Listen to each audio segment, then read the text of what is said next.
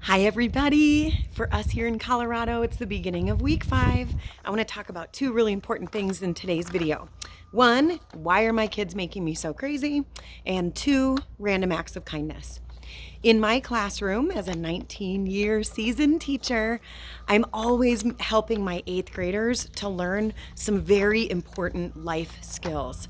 And those life skills, some of them come to me already having some of these life skills under their belts, and some of them have not as many. And there's a whole varying degree of where kids are, hormones and the excitement of being with their friends, and finally, for the first time, being attracted to each other in non-just friend ways makes for these skills to be challenging in the least, which I think is why parents of teenagers and toddlers have a hard time.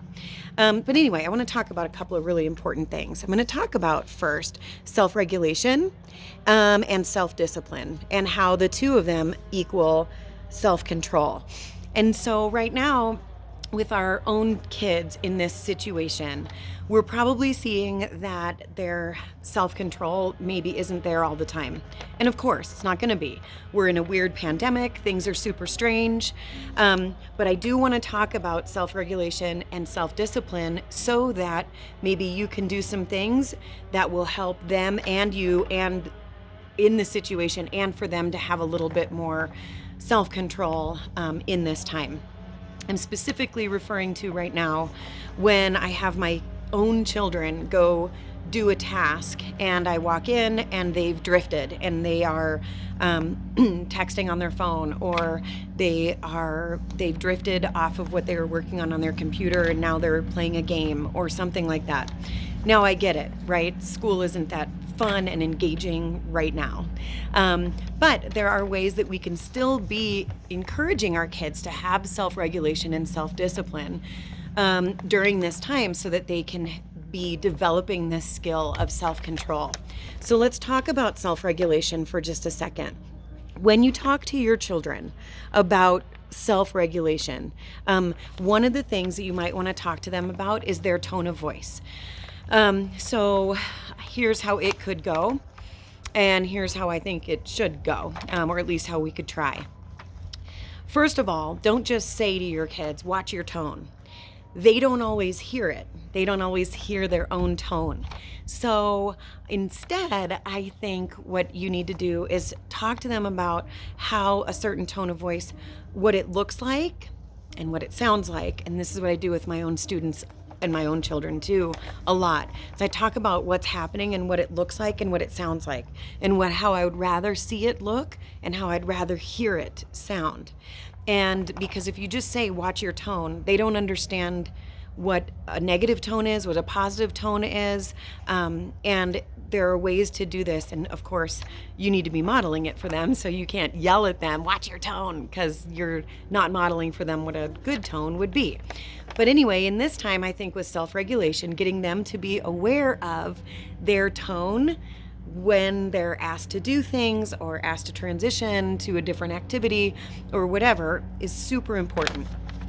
The next thing I want to talk about is their ability to focus on a task. So self-regulation in my classroom is that I'm encouraging my students to resist impulsive behaviors. So blurting out when I'm in the middle of instructing or talking with their friends, doing things that get them off task. I don't expect them to be able to do this 100% of the time, but I have figured out that in my classroom and maintaining 19 years of teaching middle schoolers, these are the things that I have conversations with them about so that they understand why maybe adults are getting frustrated with them. The next thing to do to talk to your kids about self-regulation is maybe for them to create their own plan for being able to perform a task and following through. So some of our kids are really good with being able to work on a task for 2 hours straight and then taking a break. And other kids, ask them, say, how much time do you want to work on a task before needing to have a break? And that's why stretching, movement breaks, a snack, that's why those are so important. throughout, so that then they can go back and then they'll feel successful because they were able to self-regulate for a certain amount of time. Next is self-discipline. We need to model self-discipline through calm conversation. So in this time where things are super stressful, it's easy for us to just say, I told you to do it as I say, in a mean tone. And I think this is a time for us to model our own self-discipline through calm conversation. Now, self-discipline in my classroom, self-discipline is continuing to work despite temptations to abandon the work. And so in this situation, I think that we need to expect our kids to be able to continue a certain task despite temptations to abandon it. That does not mean that we are having them do school for 7 hours straight. It can be in 10-minute chunks, it can be a half an hour chunks, it can be anything. It can be them doing their chores without them drifting and doing something else, and then you having to say, why aren't you doing what you're supposed to be doing? So what we need to do is build in some self-discipline so that the kids are self-disciplined. That means you don't have to discipline them anymore. And so you can just guide them. So here's self-discipline: following expectations and rules, even when you think it's unfair, but then discuss it. So talk to them about it. Don't lecture them. Talk to them. Ask them how they can help you build in some rules and expectations for doing chores in the house, for staying on task, and then praise them when you notice them being able to self-regulate and when you notice that they are self-disciplining. And both of those things equal self-control. And so when kids can exhibit self-control, it gradually results in the ability to be self-reflective. So what this does is when they can be self-controlled, then they can be self-reflective. And then when something goes wrong and you talk to them about it and you ask them what happened and how they felt about it, they can say, oh, this is what happened, this is what I think it was, and this is how I could do it again next time. This is why talking to them about what positive behaviors look like and sound like are so important. And then correcting mistakes for themselves, making it right, and making friendships that will nourish and fill their souls.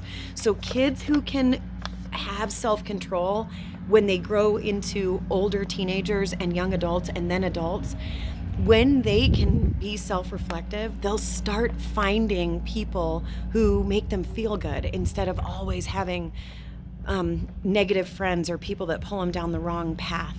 So this isn't perfect formula, but this is something that you can be working on with your kids so that when there's times that you need to correct behavior, you've got some words and ideas of how to help them. The last thing I want to talk about is random acts of kindness. I want to talk about why they're so important and what we could be doing right now to be nurturing random acts of kindness with our own kids, even with us in a shelter-in-place situation.